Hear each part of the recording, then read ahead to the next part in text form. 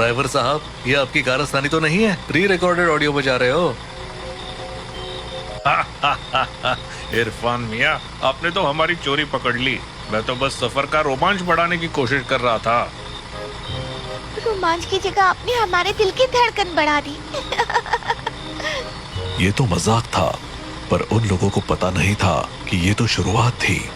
असली खौफ तो अभी बाकी था। सुबह का समय था और चिरापुंजी की ताजी हवा में एक अलग ही जादू था।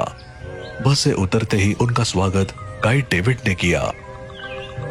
आप लोग चेरापूंजी की असली खूबसूरती देखने आए हैं तो यकीन मानिए ये सफर आपको हमेशा याद रहेगा। लेकिन याद रखना, प्रकृति जितनी खूबसूरत है उतनी खतरनाक भी।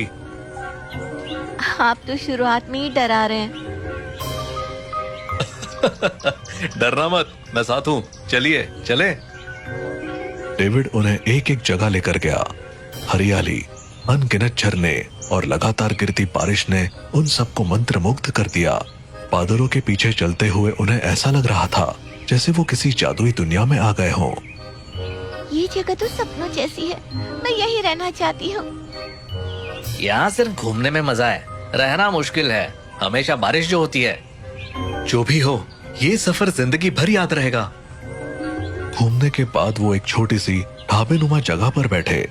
खाने पीने के बीच बातचीत शुरू हो गई और डेविड ने उन्हें नोह कलिकाय वाटरफॉल के बारे में बताया। आप लोग नोह कलिकाय वाटरफॉल के बारे में जानते हैं? बस इतना पता है कि ये एशिया का सबसे ऊंचा झरना है। ये सिर्फ झरना नहीं, इसके साथ एक खौफनाक कहानी भी जुड़ी है। कहानी के मुताबिक कई साल पहले यहाँ एक महिला रहती थी जिसका नाम लिकाई था। उसने अपने बेटी को पालने के लिए दूसरी शादी की, लेकिन उसका दूसरा पति बहुत ही क्रूर था। उसने लिकाई की बेटी को मारकर उसका मांस पका दिया। जब लिकाई को यह सच्चाई पता चली तो उसने इस झरने से कूदकर जान दे दी। तभी से इसे नोहक लिकाई वाटरफॉल कहते हैं।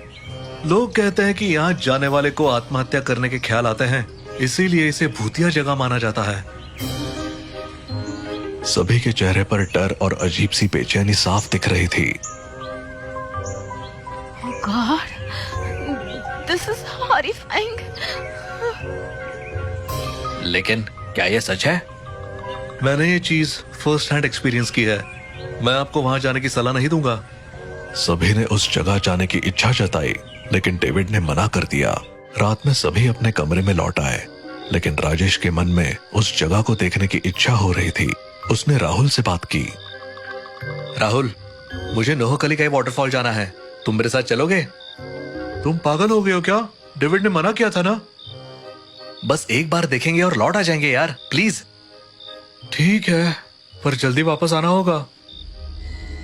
रात के सन्नाटे में दोनों चुपके से होटल से निकलकर झरने तक पहुंच गए। झरने की गड़गड़ाहट और उसकी ऊंचाई देखकर वो दंग रह गए, लेकिन तभी उनके दिमाग में अजीब ख्याल आने लगे। कूद जाओ, कूद जाओ, ये जीवन बेकार है, कूद जाओ।